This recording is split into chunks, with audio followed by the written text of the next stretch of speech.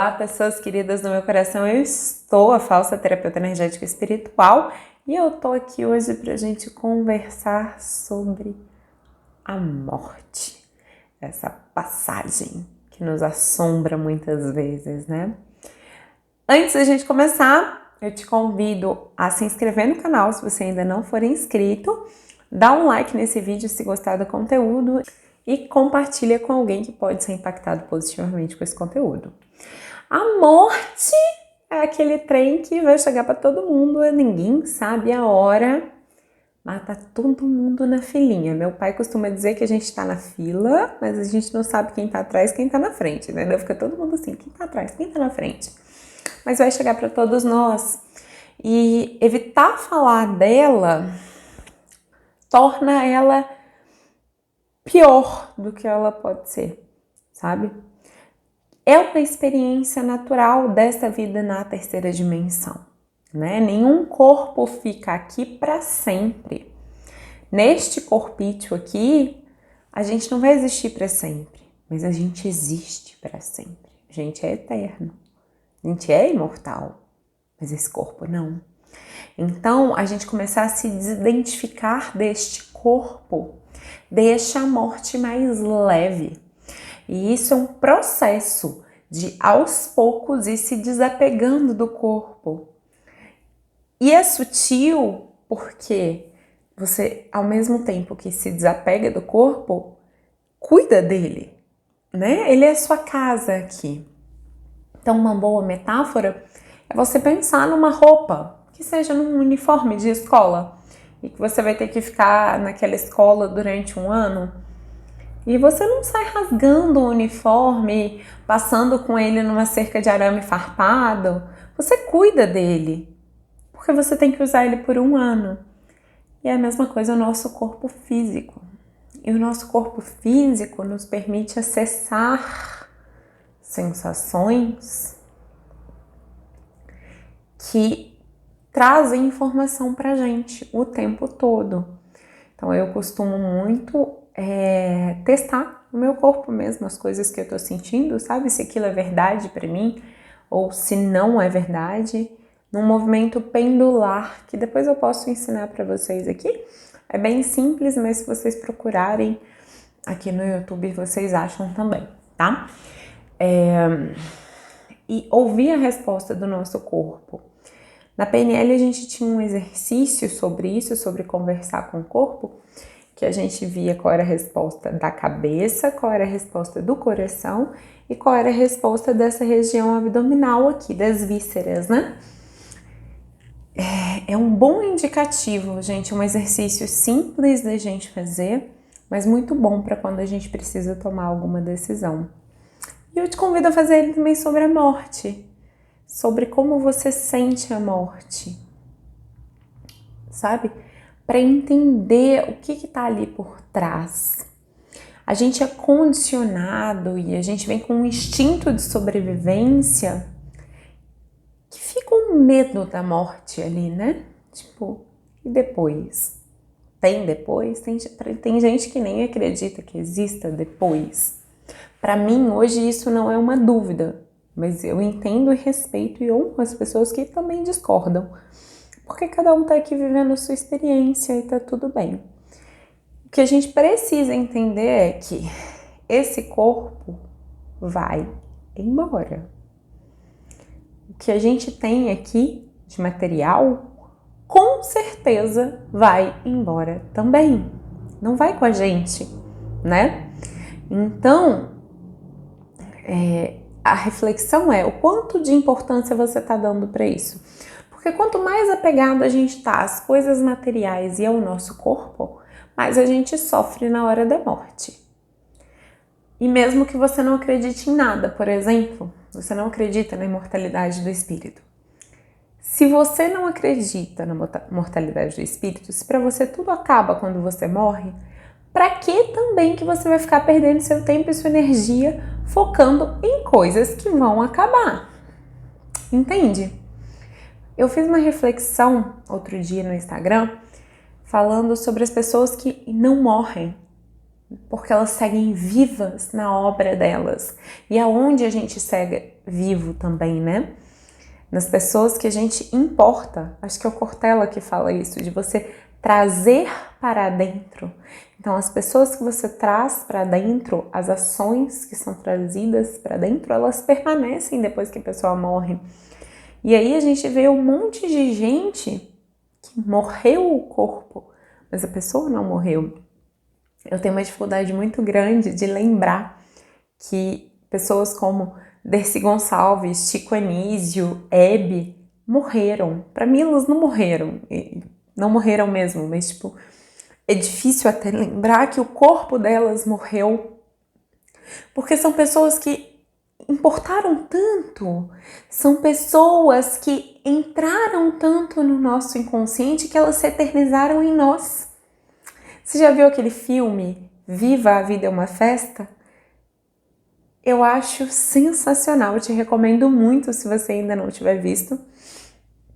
Mas ele mostra, né, a festa dos mortos no México.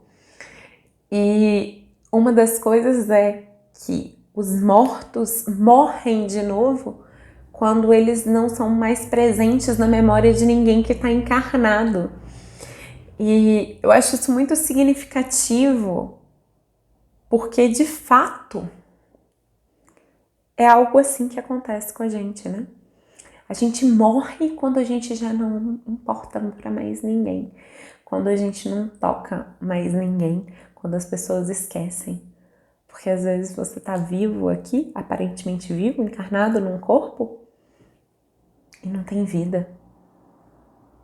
E você não tem conexão. E esse é um estado depressivo. Um processo pelo qual eu já passei. E eu só não saí dele desencarnada porque eu já tinha conhecido a doutrina espírita. Eu já sabia que eu pioraria muito a minha situação se eu me suicidasse. E aí eu fui levando aquele vazio que é a depressão. Porque a depressão, ela chegou a mim através de uma dor profunda, mas ela foi minando tudo o que existia em mim, sabe? Como se nada mais importasse. Como se eu não importasse mais. E nada. Tudo tá bom, porque na verdade nada tá bom. Ah, tá ok, tá ok, tá ok, tá ok. E se você tá nesse estado, eu te convido a procurar ajuda. Eu precisei tomar medicação para sair da depressão. E eu tive a sorte de encontrar um psiquiatra maravilhoso, Dr. Antônio Carlos, que é muito consciente e que ele falava comigo: a gente vai entrar com a medicação, mas aqui e aqui, se não falar, se não colocar para fora, se não se expressar, se não cuidar daqui e daqui, não adianta. O remédio da depressão não cura ninguém. E com uma junta de profissionais, então eu estava no psiquiatra, eu estava no psicólogo, e o que fez muita diferença na minha vida foi, de fato, o Theta Healing. Mudou a minha vida.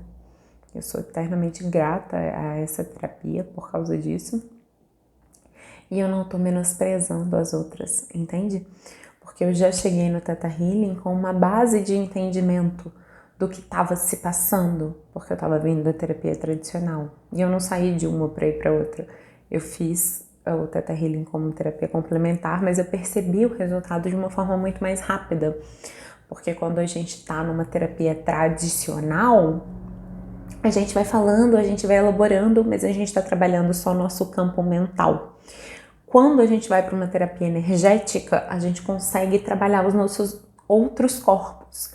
Na época, eu não sabia nem que existia outros corpos. Eu pensava na vibe do espiritismo de espírito, perispírito e corpo físico. Hoje eu já trabalho com a visão dos 7 corpos. sutis. Então a gente tem o corpo físico e o corpo duplo etérico. São eles que morrem quando a gente morre, quando a gente parece morrer aqui nessa encarnação. E daí a gente tem nosso corpo astral ou emocional, nosso corpo mental inferior, nosso corpo mental superior, com eles que a gente trabalha nessa encarnação.